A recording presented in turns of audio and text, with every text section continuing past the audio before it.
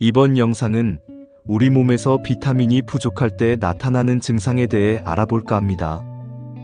이 영상을 보시는 분 중에 이 글자가 무엇을 의미하는지 혹시 아시는 분이 계실까요? 이것을 아시는 분은 현재 젊은 나이는 아니고 아주 오래전 학창 시절에 생물이라는 교과서에 나왔던 내용이라는 것을 기억하실 것입니다. 오래전 내용이지만 기본적인 내용이라서 지금도 그대로 적용됩니다.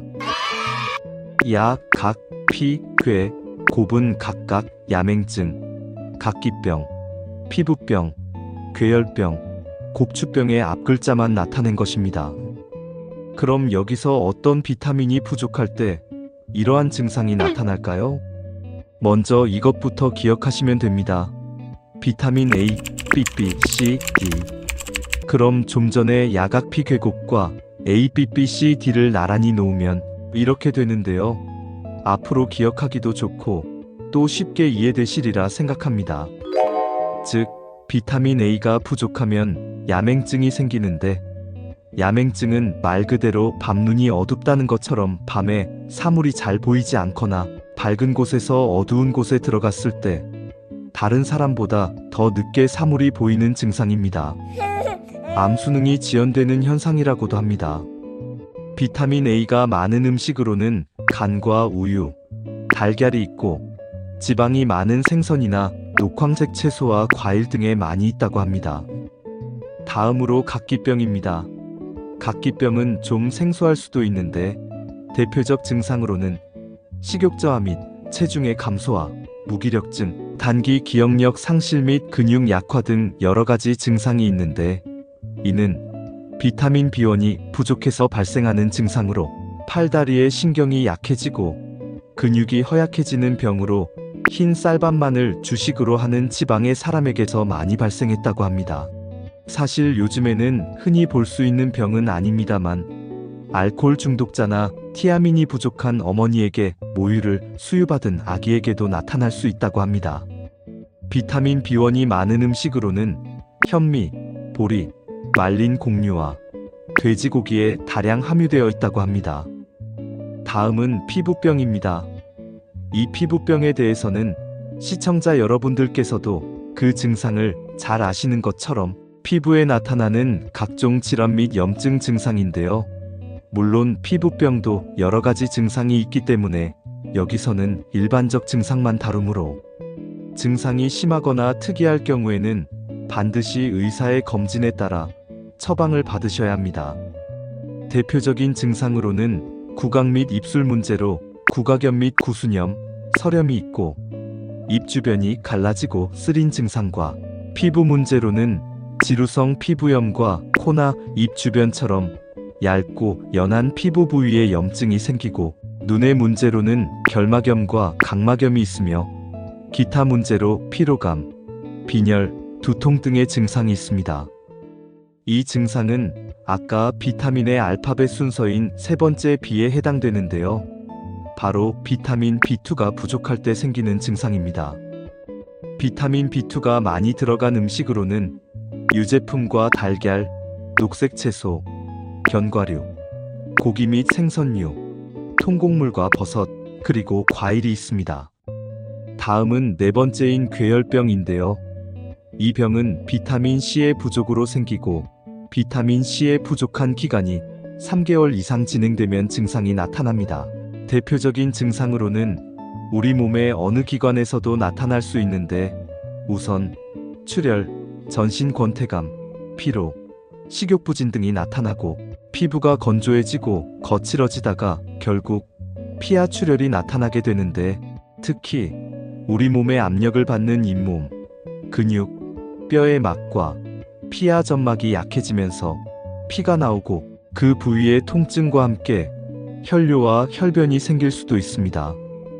이 병은 노르웨이에서 괴혈병을 뜻하는 스커비에서 유래되었으며, 노르웨이 하면 바이킹이 떠오르듯이 스칸디나비아 반도의 덴마크 등 이곳에 살던 바이킹들이 8세기 말부터 폭발적인 원정과 함께 대항해 시대가 열리는데요.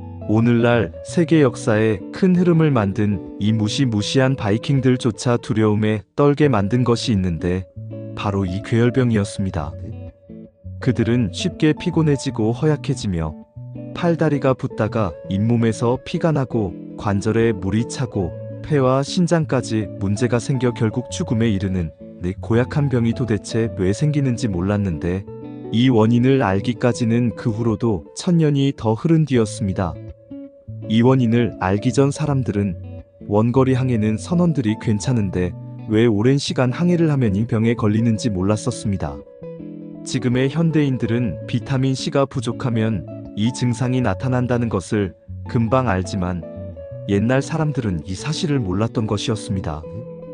그리고 동물과 유전학 등을 연구하는 학자들에 따르면 우리 인간은 비타민 C를 따로 섭취하지 않아도 세포 내 포도당을 비타민 C로 바꾸는 유전자를 보유하고 있었는데 인간을 비롯한 영장류의 경우 자연에서 비교적 손쉽게 구할 수 있는 과일과 채소를 섭취함으로써 진화 과정에서 이 유전자를 상실한 것으로 추측한다고 합니다.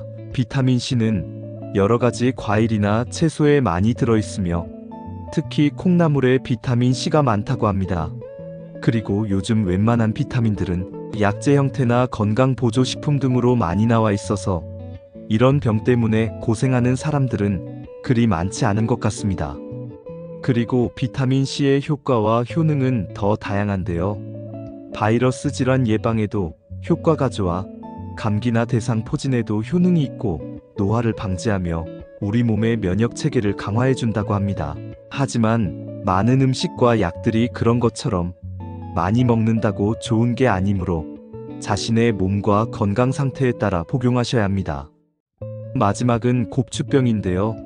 이 병은 구루병이라고도 하는데 이 병은 등이나 허리가 굽혀져서 곱추가 되는 병으로 예전 영화 중에 노틀담의 곱추라는 영화의 제목으로도 쓰였듯이 성장판이 닫히기 전에 뼈의 골화작용에 문제가 생겨 발생되는 일련의 뼈장애로서 증상으로는 뼈를 만졌을 때 아프거나 뼈가 휘어지고 성장장애가 나타나고 뼈가 쉽게 부러지고 치과적 문제가 발생되기도 하며 가슴의 뼈 형태가 새가슴 형태가 되기도 하는 병입니다. 이는 비타민 D가 부족할 때 발생되는 병으로 비타민 D가 들어있는 음식은 햇빛에 말린 표고버섯이나 목이버섯, 등푸른 생선과 달걀 노른자가 있는데요. 음식만으로 비타민 D를 보충하는 것은 음식에 들어있는 비타민 D의 함유량이 매우 낮기 때문에 별도로 보조식품 또는 약을 복용하거나 일주일에 한두 시간씩 햇빛을 잘 쬐면 우리 몸에서 비타민 D의 합성이 잘 되어 큰 문제가 없다고 합니다. 오늘은 이렇게 주요 비타민이 부족했을 때 우리 몸에 나타나는 증상에 대해 알아보았습니다. 요즘 현대인들은 바쁘고 힘든 만큼 예전보다 건강에 대한 인식이 높아져 오늘 알아본 나쁜 병들은 요즘에는 거의 없다시피 하지만 오늘 소개해드린 내용을 기억해 두셨다가 우리 주변에 뜻하지 않게 소외된 분들과 혹시 자신의 건강을 잘 챙기지 못하는 분들을 위해 작은 도움을 주시면 어떨까 합니다. 마지막으로 제 영상이 아직은 몇 개 없지만 구독, 좋아요를 눌러주시면 좀 더 분발하여 앞으로 좋은 영상 만들어 보겠습니다. 시청해주셔서 감사드리며 올 한 해 모든 분들 건강하시기 바라겠습니다.